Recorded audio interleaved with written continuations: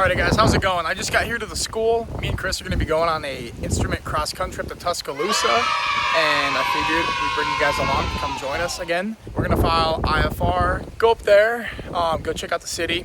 They got a big football game coming up. It should be a good time. We're going to take you along, answer some questions that a lot of renters typically have.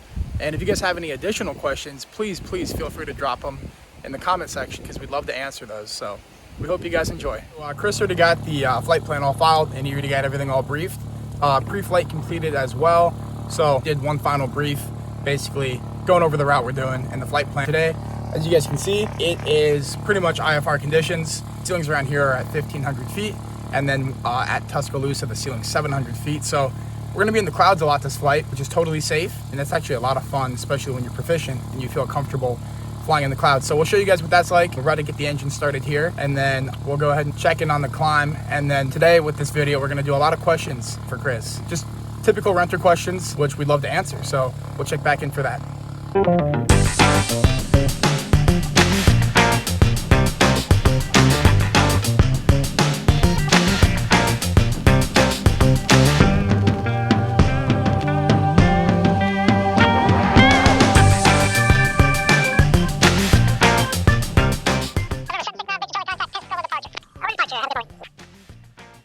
This is Cirrus G6 with Charlie.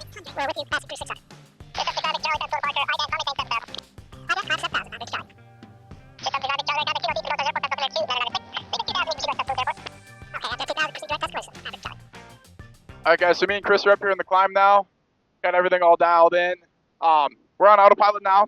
We're coming up on the ceiling, right around 3,000 feet. Luckily, today the freezing level, or freezing layer, isn't until 17,000 feet. So we'll be nice and safe in the clouds without even having to worry about ice building up. So we're going to climb up to 7,000 feet today. We're getting pretty high, which is nice because there's very favorable tailwinds up there. Right now we currently have 22 knots of tailwind pushing us, which is super duper nice. So here we go into the clouds right now. Hopefully get some good actual. They look nice and smooth. So it'll be a really fun flight. You excited? Ready to go. This is what it's all about. Get your pilot's license, you get your instrument rating, you go rent from ELEV8, go up to a Tuscaloosa football game. Life cannot be any better than that. You can't beat it, just like Chris said. Love it. Alrighty guys, so here we go into the clouds. I guess we'll see where we break out at. There's no current tops reported, but there is a IFR airmet that we're currently flying through, and we're going to be flying through the whole way to Tuscaloosa. The whole Panhandle, Southern Alabama area is covered in it, so that makes for a lot of fun when you're an instrument-rated pilot. So it looks like we're going to break out on top, at least in this area, right around 4,000 feet. Yep, it's not bad. Absolutely stunning up here. I mean, you cannot beat these views. All right, Chris, so what was your favorite certificate to get throughout your training? The instrument rating by far was the most satisfactory because it took a lot of training, a lot of discipline, learning a lot of new techniques, trusting the instruments rather than my eyesight. It took a long time to get acclimated, and it just takes a lot of practice with a good instructor. Like Cameron, all the guys at ELEV8 are excellent teachers. You have to learn from good people if you want to learn to fly well. And the instrument rating allowed us to take off just then. And otherwise, we'd be sitting on the ground or driving to Tuscaloosa for 4 hours. This is going to be an hour flight, smooth air. We'll land. We can get an Uber, we can get a car there, go to the game. It beats driving in the traffic, finding a place to park, fighting the crowd. You fly in on your time, land on your time, leave on your time. It's really just what you get a pilot's license for. ELEV8's the place to do it, though. You tell them, Chris. It's awesome.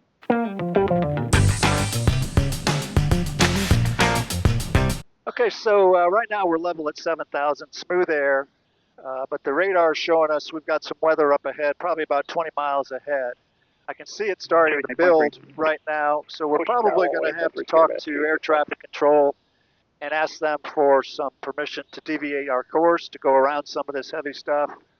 This happens all the time. They're usually more than accommodating because they want us to have a safe flight as well. But that's the beauty of the technology, the radar in the airplane, the radar on your iPad, and you've got all the information you need to have a safe flight.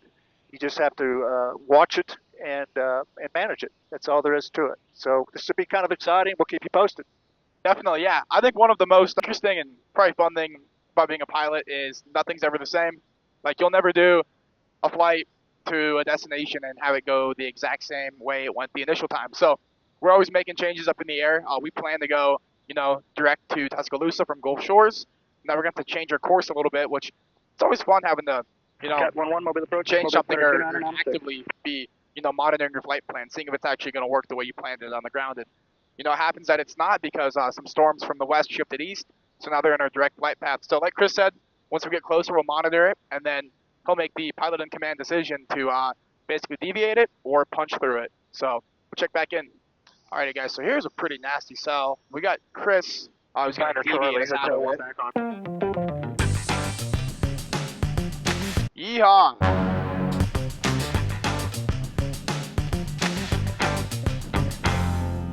That was a little sporty, huh? Wasn't that fun? Gotta love it. So Thank God for autopilot. here's that cell that we luckily were able to punch out with a left of course deviation. Roger, standby one. Our flight plan was going to take us right through the heart of it, but luckily with ATC being there to basically keep us as pilots safe, they gave us permission to deviate left of course to remain clear 1614, it's going to maintain of 1000. the heart of that. So luckily we only got hit by the less severe side of it. So it's always fun as pilots to have to adjust course, and now as we see on the other side of that cell, it's getting much cloudier. So we'll definitely be doing an instrument approach into there, which would be pretty fun. I know Chris loves those. 8100, Oh, those are the best. So, we'll check back in. All right, Chris. So what has been your favorite flight at ELEV8 so far?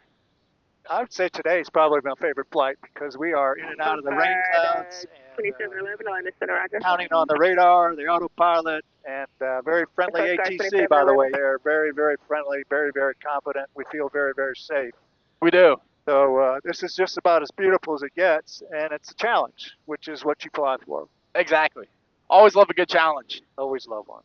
Testing your pilot ability, but ultimately just staying safe. So And deviating if you need to. Deviate, and if you know the weather's going to be iffy, it doesn't hurt to have an instructor like Cameron or Peter or somebody fly with you. It's just nice to have a check pilot and someone else to pick up some help, some slack. If you're busy into these airports, you're setting up approaches, you're getting altitude and course changes, you're changing frequencies, you're in the clouds. So having a check pilot with you when the weather's really marginal is a very good safety tip that I would recommend for everybody.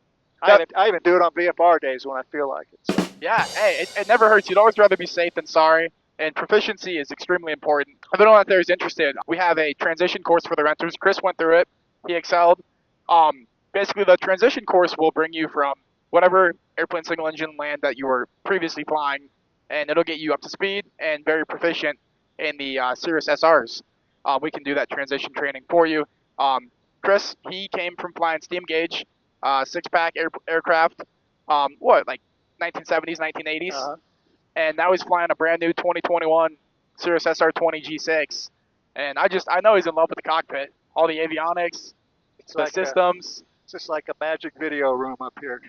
But you go through the training, and it's airplane training, it's ground training. You have videos you can watch on your iPad. Just a very thorough program. Let's see what we're going to do about some weather here. What are we thinking? We're thinking deviate to the left a little bit. Yeah, go a little further left on course. That sounds good to me. I like that. I like that idea.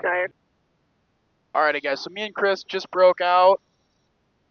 We're in the actual for about, I'd say 20, 25 minutes. Right behind us is all the clouds and layers we just broke out of. You guys see off our right wing out to the east, that is the cell that we deviated around. As you guys can see right here. Basically, we started our deviation before we got to this little line of buildup, and then we deviated pretty much a few miles to the west of it so we can stay clear. The brighter the colors, the nastier it gets. Green and yellow is okay. Green's light to moderate, but the red is severe intensity, so we want to stay clear of that. But the rest of our way looks pretty smooth. We'll have a few clouds getting in there, but we're smooth sailing. And so I didn't tell you, but me and Chris are actually flying up to Tuscaloosa to go pick up Nick Saban. Gonna go grab Nick Saban, go take him for a flight into Cirrus. And go play golf Oh yeah, and fly back. yeah. Then we'll take him back later. We're gonna keep it pretty seclusive and secret because you know he like doesn't want people to know. We just checked our instruments again and all the engine parameters. Everything's in the green, which is awesome. We always want to see it green. So we're currently about 65 miles out. We'll be there in about 20 minutes. So what's your favorite approach, Chris? Do you prefer ground-based ILS or do you like GPS? RNAVs are the best for me. RNAVs? RNAVs are the best. Just loaded the approach. We'll activate it when we get further clearance, and then we'll couple it once we get set up for almost the final approach course.